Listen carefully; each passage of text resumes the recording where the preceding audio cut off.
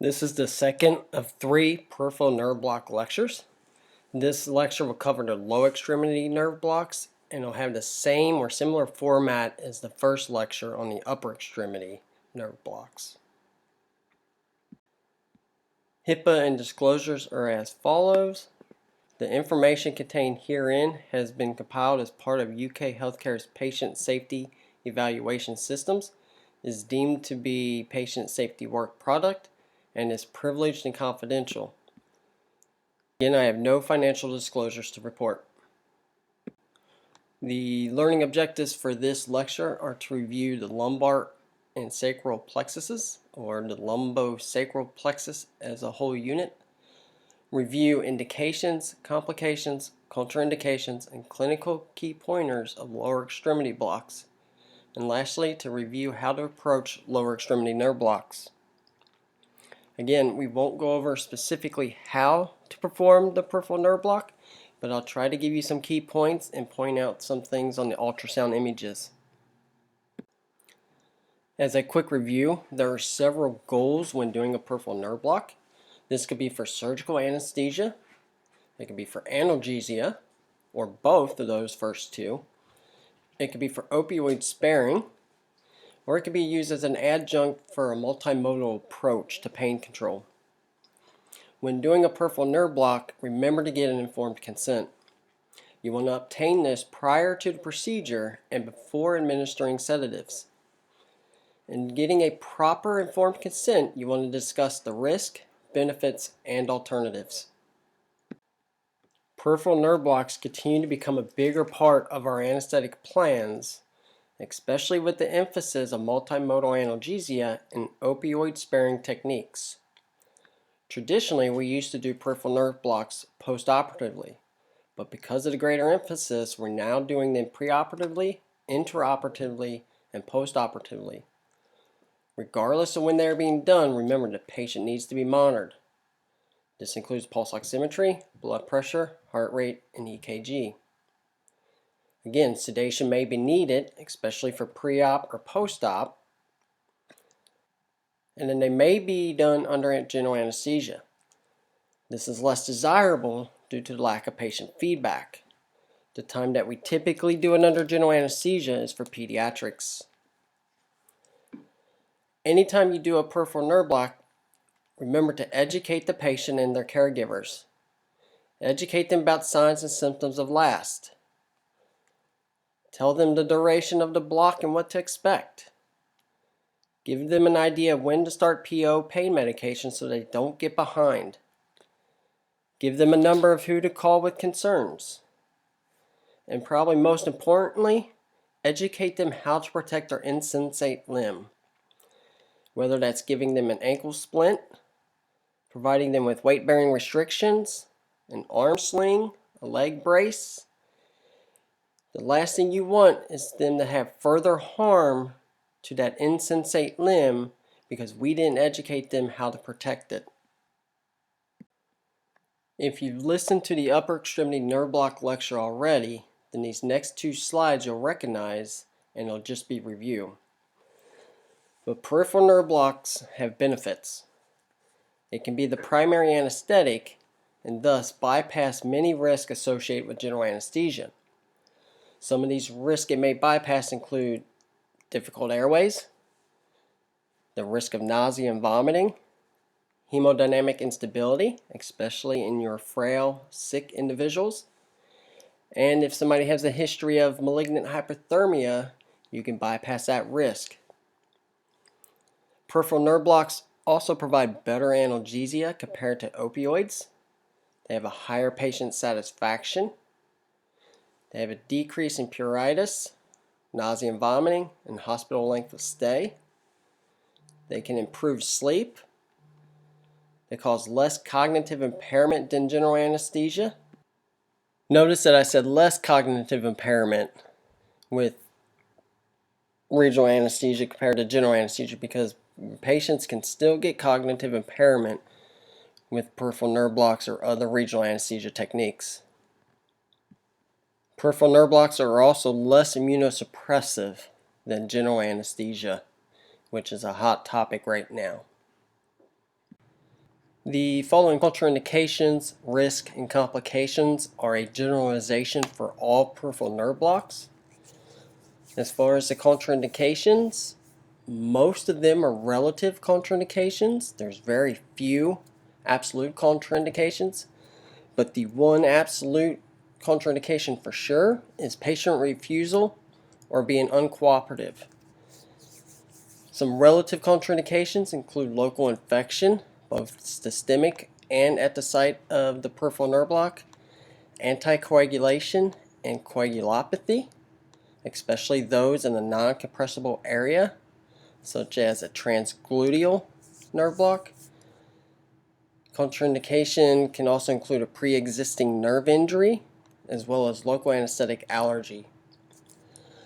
Some risk and complications include bleeding and hematoma, infection, nerve injury, intravascular injection resulting in local anesthetic, systemic toxicity, or seizures, pneumothorax, which isn't the case for a lower extremity block, as well as the ipsilateral diaphragmatic paralysis. Those are for upper extremity nerve blocks. We'll start with reviewing some of the anatomy of the lower extremity. The lower extremity is innervated by the lumbar and sacral plexuses, or plexi. Together, it's called the lumbosacral plexus. Branches of the lumbar plexus are formed from ventral rami of L1 through L4 nerve roots. Collectively, these course through the psoas compartment. Branches of the sacral plexus are formed from ventral rami of L4 and L5, as well as S1 through S3, and sometimes you'll see written in textbooks S4 nerve roots. This is a figure of the lumbar plexus showing how it's formed by the divisions of the first 4 lumbar nerves. What I didn't mention on the previous slide is that there is some contributions from the spinal nerve T12. Here you can see what nerve roots give rise to the most common nerves that we block in the lower extremity, primarily the femoral, lateral cutaneous, and obturator. But you can also see how the iliohypogastric, ilioinguinal, and genitofemoral arrive from the lumbar plexus. This is a figure of the sacral plexus showing how it derives from the L4, L5 nerve roots and S1 through S4. Now I mentioned before that sometimes you'll see it's L4 through S3 and sometimes you'll see L4 through S4. There is a pudendal plexus that is S2 to S4, and I'm guessing this is why sometimes you see it as L4 through S3 and L4 through S4. But regardless, know that the sacral plexus is from L4 through S4. The major nerve arising from the sacral plexus is the sciatic, which will give rise to both the common peroneal or fibular portion and the tibial portion. But you also have several other nerves that arise from the sacral plexus, including the superior gluteal, inferior gluteal, posterior femoral cutaneous nerve, and then the pudendal nerve. This figure shows both the nerve root distribution and the peripheral nerve sensory distribution of the lower extremity. Understanding these distributions will help you to decide which peripheral nerve blocks are needed and which ones are not for a specific surgical procedure. For example, if somebody is having a surgical procedure on the lateral aspect of the leg, the sciatic nerve is needed, but a saphenous is not. Another example is with foot procedures. Sometimes all 5 nerves need to be blocked, and sometimes they don't. So take a few minutes to review this figure so the next time you need to do a lower extremity peripheral nerve block, you'll have a better understanding of what block to do, what blocks are needed, and which ones aren't. Now we'll begin talking about specific lower extremity peripheral nerve blocks, and we'll start with the femoral nerve block. Indications for this block include anterior femur, quadriceps, knee, patella, and/or the medial leg below the knee surgeries and procedures. The femoral nerve is derived from the ventral rami of L2 through L4. It gives off multiple anterior cutaneous branches and ultimately will give rise to the saphenous nerve. The saphenous nerve is purely sensory with no motor component to it. The femoral nerve is widest and most superficial at the inguinal crease. The femoral nerve block has much of the same complications as most other nerve blocks, but there is a site-specific complication that should be addressed, and that's the fall risk. When you do a femoral nerve block, you'll get motor blockade of the quadriceps muscles, which then puts that patient at a fall risk. I've also included some clinical key pointers. The first involves the fascia iliaca block. This is a nerve block that blocks the femoral and lateral femoral cutaneous nerves and will spare the obturator. You can use an ultrasound to do this block, but one of the traditional ways was the 2-pop technique. What most individuals would do is use a 2E needle, and as they advanced, they're feeling for 2 losses of resistance. One as you pass through the fascia lata, and the second as you pass through the fascia iliaca. If using electrical nerve stimulator, what you look for is patellar snap from quadriceps contraction to know that you're in the correct spot. If sartorius muscle is directly stimulated, you'll want to redirect the needle deeper and lateral. The following is an ultrasound image for a femoral nerve block. The anatomical structures at the inguinal crease will spell out navel. So from lateral to medial, you should have your nerve, femoral artery, femoral vein, empty space, and lymphatics, a mnemonic we probably all remember from med school. In the picture, you can also see where the fascia lata and fascia iliaca lie, which is marked as FL and F5 respectively. And then the big muscle belly below those is your iliopsoas muscle. There is some variation where the femoral nerve exactly lies. It can butt up next to the femoral artery, or it can be more lateral and away from that femoral artery.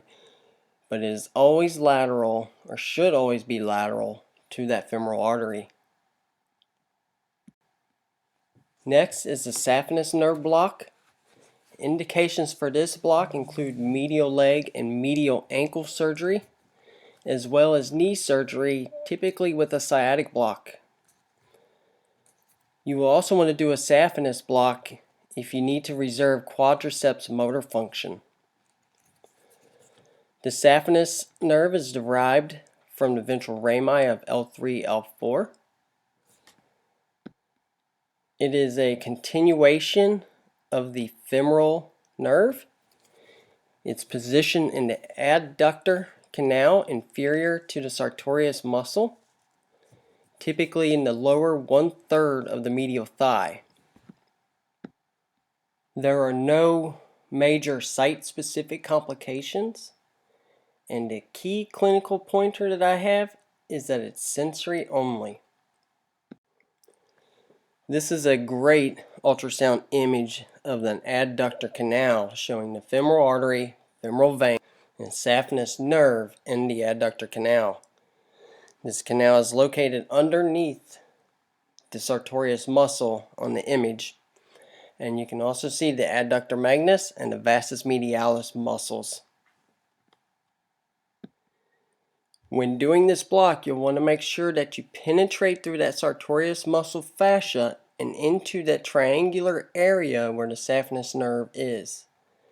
You don't want to inject the local anesthetic above that fascial plane or below the fascial plane into the vastus medialis.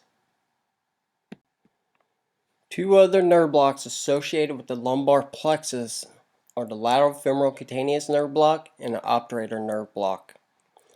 The lateral femoral cutaneous nerve provides sensation to the lateral thigh. This can be done via ultrasound or as a field block. If doing it as a field block, you'll want to insert the needle 2 centimeters distal and 2 centimeters medial to the anterior superior iliac spine. The obturator nerve provides sensation to the medial thigh and provides innervation to the adductor muscles of the lower extremity. An obturator nerve block is typically performed to complement other blocks for knee surgery. This is an ultrasound image for the lateral femoral cutaneous nerve block. The nerve is typically found lateral to the sartorius. Sartorius is typically a football shaped. So if you find it medially, just follow it lateral, or you can just find it straight laterally when you put the ultrasound probe on. But again, the lateral femoral cutaneous nerve is typically near the point where that muscle tapers. This is an ultrasound image for an obturator nerve block with the transducer on the medial thigh. What you'll want to do is find the finger projections of the adductor muscles. That would be the adductor longus, brevis, and magnus. And then the pectineus is the muscle that the finger projections point to. And then your nerves, you'll have an anterior branch and a posterior branch of the obturator nerve. Your anterior branch lies between the longus and brevis. So in that fascial plane, you'll want to inject some local anesthetic. And then your posterior branch is in between your brevis and magnus. So again, you'll want to inject additional local anesthetic between those two muscles in the fascial plane. The sciatic nerve block is one of the most common nerve blocks done, and there's multiple ways and variations to do this block. Indications for a sciatic nerve block include knee, leg, ankle, and foot surgery with or without a femoral block, and then thigh surgery if a lumbar plexus block is done. The sciatic nerve is derived from ventral rami of L4 and L5 and S1 through S3. The sciatic nerve will eventually give rise to the tibial and common peroneal nerves. Some complications with the sciatic nerve block include discomfort, particularly if a transgluteal or subgluteal nerve block is done. You need to use caution if the patient is coagulopathic or on anticoagulation. A transgluteal and subgluteal approach is considered a deep peripheral nerve block. And then because of the large diameter of the sciatic nerve, nerve damage is a possible complication. Some clinical pointers for the sciatic nerve block. You must know the anatomy. Because of the multiple ways and variations to do a sciatic nerve block, it's very important to know the anatomy to know what your options are. When using an electrical nerve stimulator, you're looking for plantar flexion of the ankle and foot. When you do a sciatic nerve block, you can get sparing of the posterior femoral cutaneous nerve depending on where you do the sciatic nerve block. The more distally you do it, say a popliteal approach, you'll most likely miss that posterior femoral cutaneous nerve compared to doing a transgluteal approach. Motor and sensory loss also depends on the location of the sciatic block. Some of the approaches to do a sciatic nerve block include the anterior approach, transgluteal, subgluteal, and then lateral or posterior popliteal fossa approaches. When we do a popliteal approach, we typically want to inject above or proximal to the bifurcation. An important anatomical concept is that 5 centimeters cephalad to the split, both nerves will likely be within the sheath. This is also 8 to 10 centimeters cephalad to the popliteal crease. As well as with tourniquet use, you want to consider where you're doing your sciatic block. If a tourniquet's going to be used, you may need to do a more proximal sciatic block. This is an ultrasound image for a sciatic nerve block from the anterior approach. Once you put your ultrasound transducer on the medial thigh proximally, you want to look for certain anatomical features such as the femur and the femoral artery. And then you'll see a fascial sheath with the sciatic nerve lying just below it. The muscle above that sheath, as it's marked here, is the adductor magnus muscle. This muscle is medial to the femur.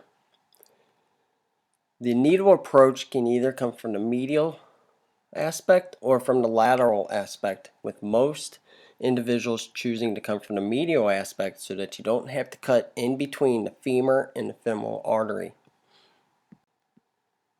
This is the ultrasound image for a transgluteal approach to a sciatic nerve block. When doing this, the landmarks that you're looking for is the greater trochanter of the femur, here marked the femur, and the ischial tuberosity. The most superficial muscle that you'll see is the gluteus maximus muscle. Then what you should see is that the sciatic nerve is deep to this muscle, in between the femur and the ischial tuberosity. Most often the sciatic nerve is closer to the ischial tuberosity than it is to the femur. Not marked on here, but the muscle deep to the sciatic nerve is the quadratus femoris. This block can be challenging depending on the patient's body habitus. This is the ultrasound image for a popliteal sciatic nerve block. The ultrasound image on the left is a more proximal image compared to the one on the right. One way to identify this is that the sciatic nerve in the image on the left is a unified nerve. So the common peroneal and the tibial are still running together. Whereas the image on the right, you can see that it's already bifurcated, giving you separate nerves. You'll have the tibial nerve and the common peroneal nerve. However, for a while, they still may be in the same sheath, but they'll have their own epineurium. If you look at the anatomy furthermore, in the more proximal block, the image on the left, you'll see that you can see the biceps femoris muscle laterally, and then the semitendinosus and the semimembranosus muscles medially. And then you'll have your popliteal artery typically above your femur, in between the femur and the sciatic nerve. Then if you look at the image on the right, now you're more distal, you may only see the biceps femoris and the semitendinosus muscle, which is not shown on this image. In addition to this image, you get the popliteal vein. You can get an adequate sciatic nerve block at either location. I believe one of the easiest blocks, but overlooked, is the ankle block. Surgery on the foot and toes are both indications for an ankle block. The ankle is innervated by the terminal branches of the sciatic and femoral nerves. There's 2 deep nerves and 3 superficial nerves. To anesthetize the 2 deep nerves, the local anesthetic needs to be injected below the fascia. To anesthetize the 3 superficial nerves, you can do subcutaneous field blocks. The tibial nerve is a deep nerve that runs posterior to the medial malleolus near the posterior tibial artery. The deep peroneal, which is a deep nerve, is between the extensor hallucis longus and anterior tibialis tendons. The saphenous is a superficial nerve that runs anterior to medial malleolus. The superficial peroneal nerve runs anterior to the lateral malleolus, and the sural nerve runs between the lateral malleolus and the Achilles. Of these 5 nerves, only the saphenous comes from the femoral. The other 4 come from the sciatic nerve. A couple of complications associated with the ankle block include discomfort due to multiple injections, and in failed blocks, typically due to an acidotic pH from an ongoing infection. Ankle blocks are ideal for procedures of limited duration.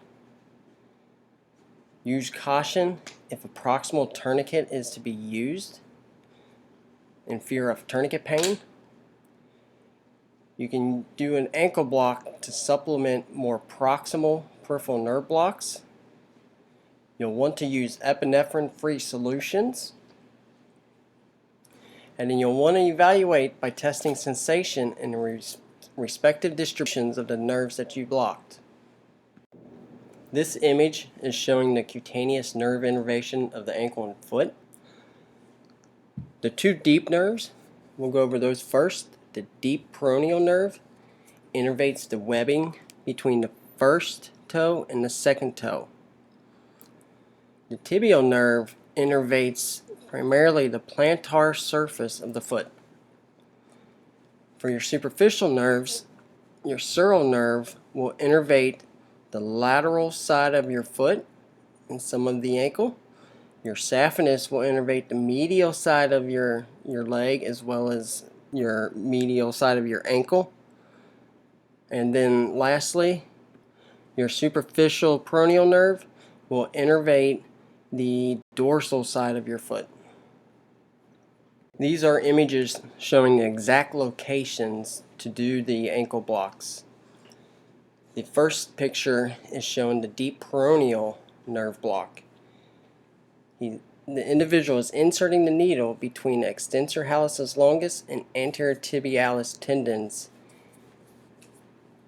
He'll advance until he hits bone, slightly pull back, and inject a few cc's there. The second image, it shows the individual palpating where the tibial nerve would be blocked. So then if you look at the third image, he's actually injecting behind the medial malleolus. Again, when you advance your needle, you'll go and hit bone, slightly pull back, and then inject.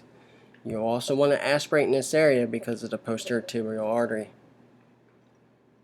To do a saphenous block, you'll do a subcutaneous infiltration with the goal of making a skin wheel from the medial malleolus to the area where you entered for the deep peroneal nerve block.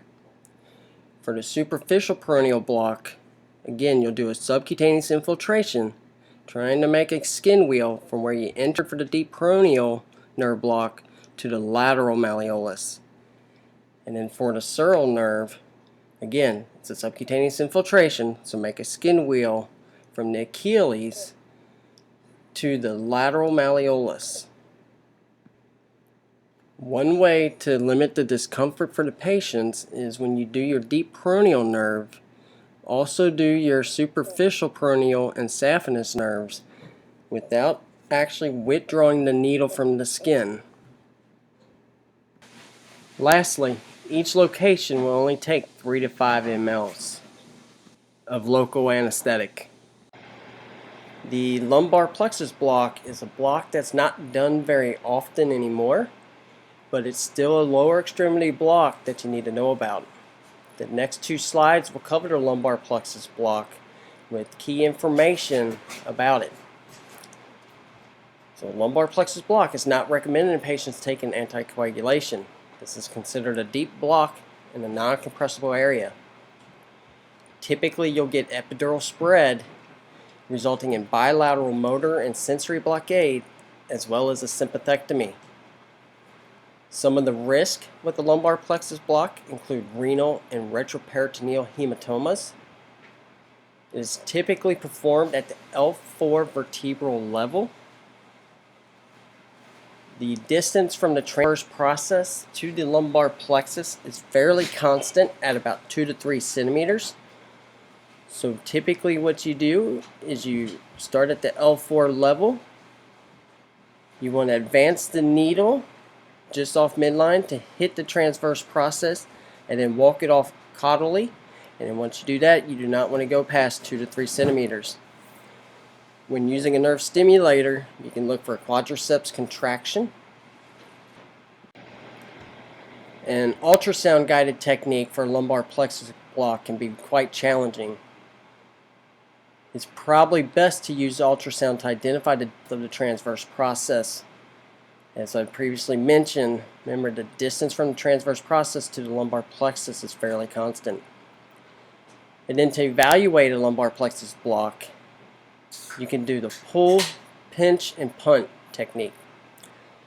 Pull refers to where you abduct the patient's leg and have them pull back to midline to assess the adductor muscles innervated by the obturator nerve. Pinch is where you'll pinch the skin over the lateral thigh to assess lateral femoral cutaneous nerve or anterior thigh to assess the femoral nerve.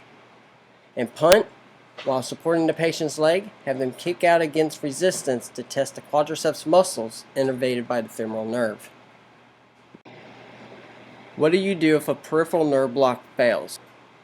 We'll go through a few steps here and then we'll have a PBL at some point over this. But the first thing you want to do is assess the deficits. Where is the patient hurting and in what kind of distribution? Then you can calculate if the patient is appropriate for additional local anesthetic, because you may want to reblock them. You want to evaluate if the patient is amenable to other regional techniques, such as the same block you did, or better yet, an isolated nerve block, such as a lateral femoral cutaneous nerve or obturator rescue blocks. And you can also try adjunctive multimodal therapies. The following are ways to assess motor and sensory function after a lower extremity peripheral nerve block. Plantar flexion of the foot will test tibial nerve blockade. Dorsiflexion of the foot will test common peroneal nerve blockade, and knee flexion against resistance will test the sciatic nerve blockade. As for sensory, check for a decreased temperature and pinprick sensation over the lateral calf and the dorsal and plantar surfaces of the foot to test the sciatic nerve blockade.